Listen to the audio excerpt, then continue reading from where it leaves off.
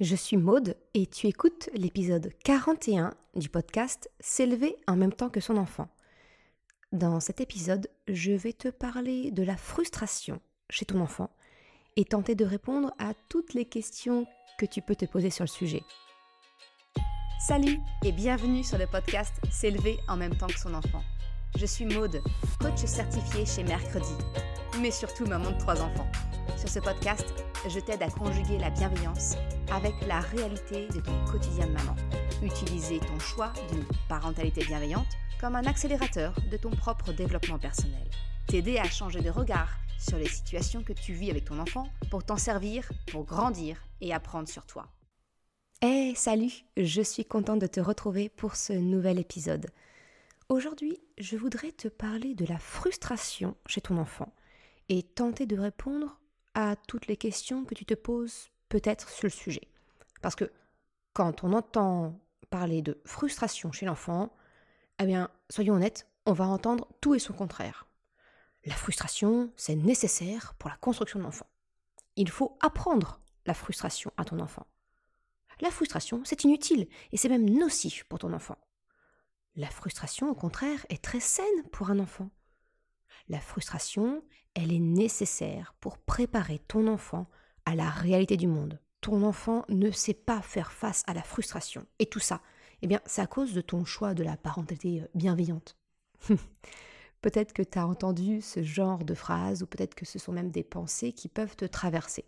Soyons honnêtes, il y a vraiment de quoi se sentir complètement perdu et avoir le sentiment, de marcher tel une équilibriste sur la frontière, qui est la bienveillance, et qui délimite d'un côté la parentalité autoritaire, classique, de l'autre côté, de celle qui est plutôt laxiste. On a vraiment l'impression que la bienveillance, c'est un fil entre les deux. Eh bien, en fait, la réalité, c'est que la frontière, elle n'est pas si fine qu'elle n'y paraît.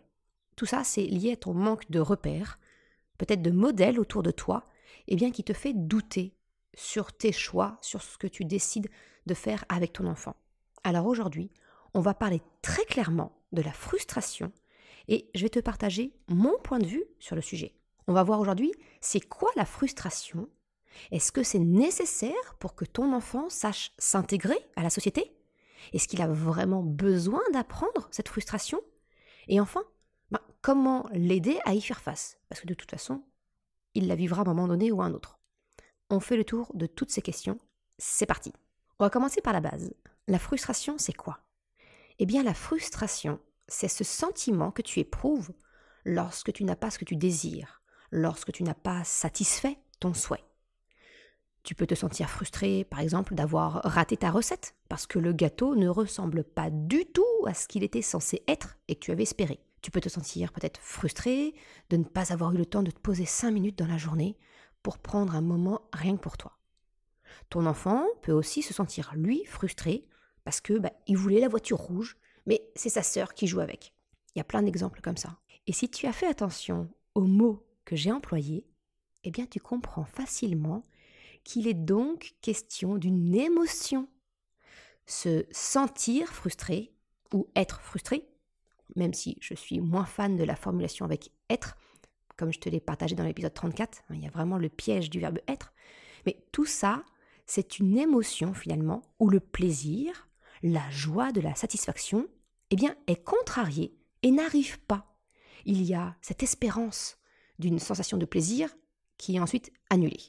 Donc la frustration, c'est finalement ce que l'on ressent lorsque le désir, le souhait, l'envie est contrecarré par des limites.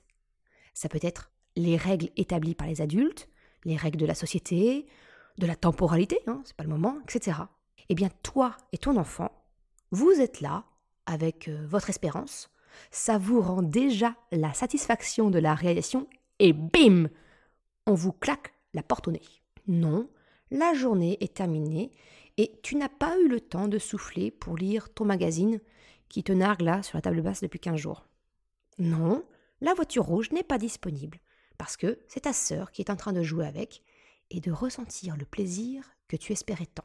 Donc voilà, la frustration, ça survient quand ton propre désir se heurte à des contraintes.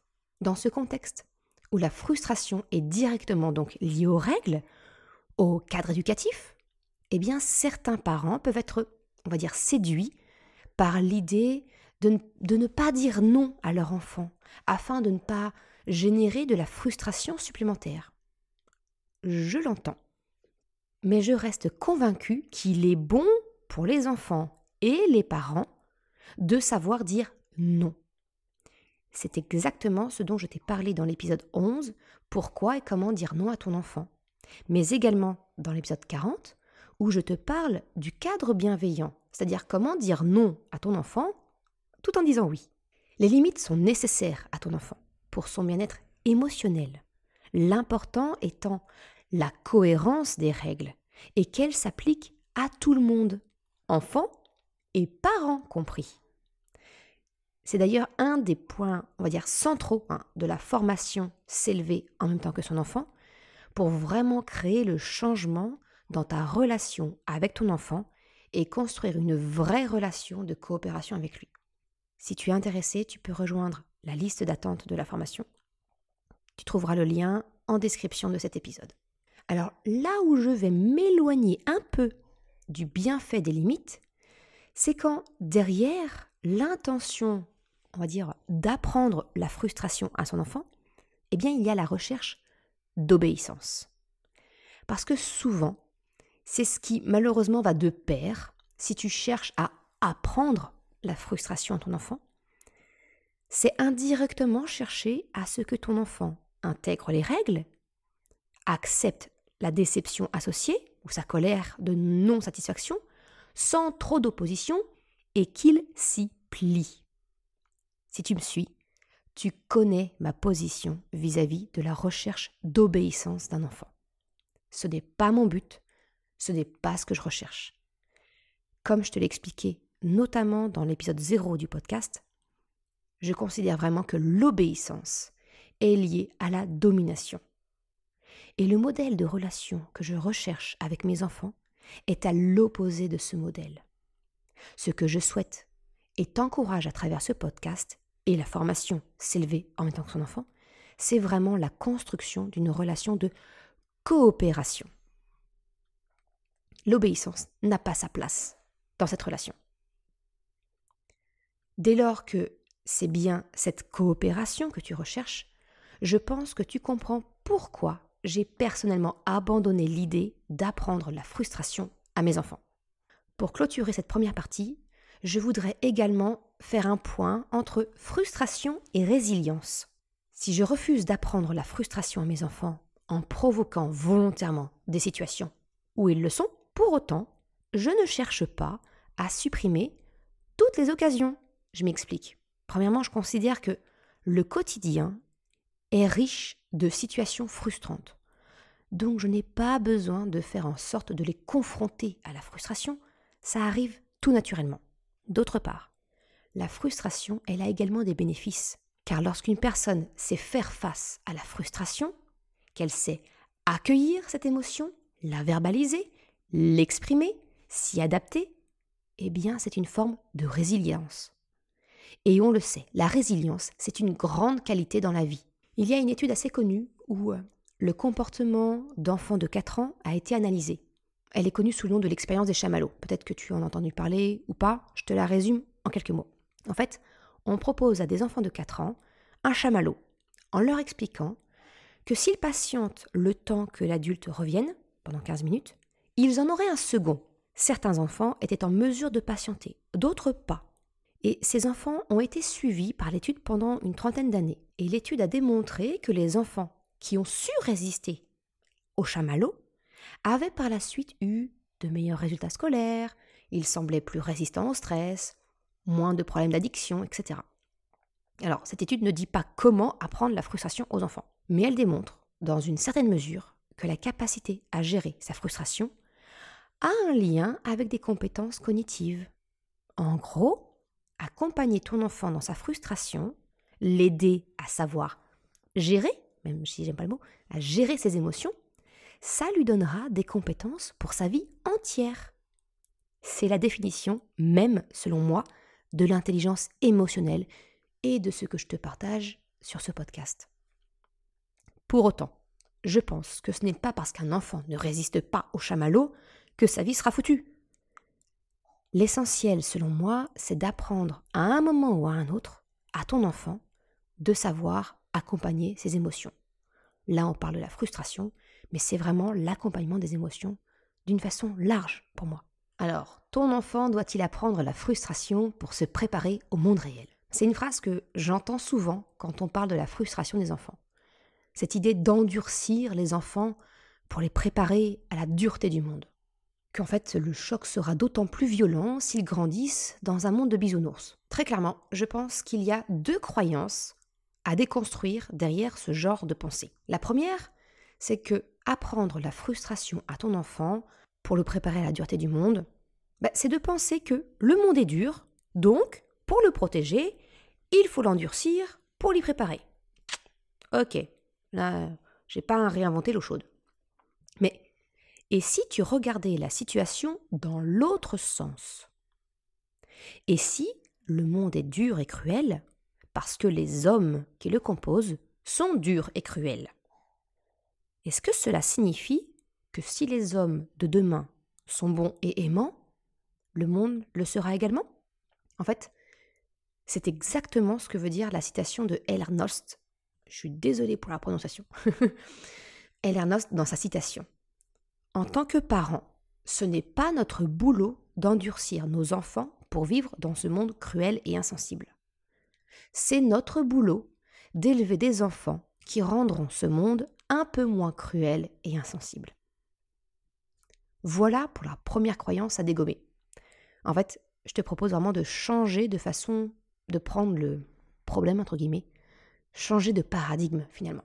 La deuxième croyance, c'est de penser que la frustration est nécessaire pour que ton enfant intègre le respect et l'autorité de l'adulte.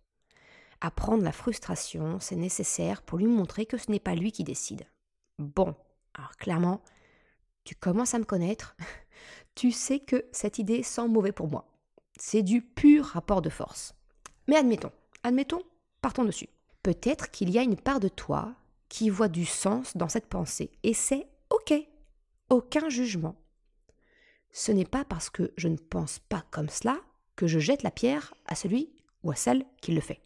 Mais qu'est-ce qu'il y a derrière cette pensée, comme quoi il est nécessaire de frustrer l'enfant pour lui montrer qui décide? Si tu étais en coaching individuel avec moi, eh bien je te demanderais de creuser le pourquoi de cette pensée. Pourquoi le besoin de prouver qui décide? D'opposer des limites de force, donc de créer de la frustration dans le but de démontrer un pouvoir. Alors on n'est pas en coaching, tu ne peux pas me répondre, donc je vais faire une réponse qui me revient souvent. Un pouvoir a sans doute été exercé sur toi de la même façon. Donc, pour équilibrer les forces et ne pas te sentir mal, eh bien tu reportes ce pouvoir que tu as ressenti en l'utilisant à ton tour. On récolte ce que l'on sème. C'est exactement ma vision concernant les racines du harcèlement. Je t'en ai déjà parlé dans un épisode. Finalement, c'est donc une forme de vengeance. On fait vivre ce que l'on a nous-mêmes vécu dans une situation similaire. C'est ce dont je t'ai parlé dans l'épisode 39, en te parlant de ton enfant intérieur, de ce qui se passe en toi quand le comportement de ton enfant vient toucher quelque chose en toi. Et bien dans cet exemple, c'est ce que la réaction à la frustration de ton enfant vient réveiller en toi. Alors pour conclure cette deuxième partie et répondre à la question s'il est utile, nécessaire de préparer ton enfant à la frustration, je pense que je t'ai déjà donné mon sentiment entre les lignes. Il me semble inutile, et je dirais même presque sadique, de créer des situations volontaires pour préparer ton enfant à la frustration. Lui refuser des choses pour le principe de refuser, et par cette occasion-là de lui apprendre la frustration, pour moi c'est vraiment non seulement contre-productif, mais vraiment nocif. Si tu y regardes de plus près, le quotidien de ton enfant, il est rempli de sources de frustration. Franchement, pas besoin d'en rajouter plus. Par exemple, ton enfant veut aller jouer dehors. Bah non, c'est pas possible, c'est un vrai déluge. Il cherche peut-être à te dire quelque chose, mais tu ne parviens pas à déchiffrer ses propos. La dernière en date chez moi, c'était « Ah non, non !» Alors non, il voulait pas dire pantalon, Krapopoulos, mais il voulait dire pansement. Il voulait un pansement. Va déchiffrer ça, bon courage. Un autre exemple, ton enfant peut-être ne parvient pas à faire le dessin tel qu'il l'avait imaginé dans sa tête et il est déçu de lui-même, ça le frustre. Ou alors il veut jouer avec le cheval Playmobil, mais sa sœur est en train de jouer avec. Ou alors il veut rester avec toi au lieu d'aller se coucher.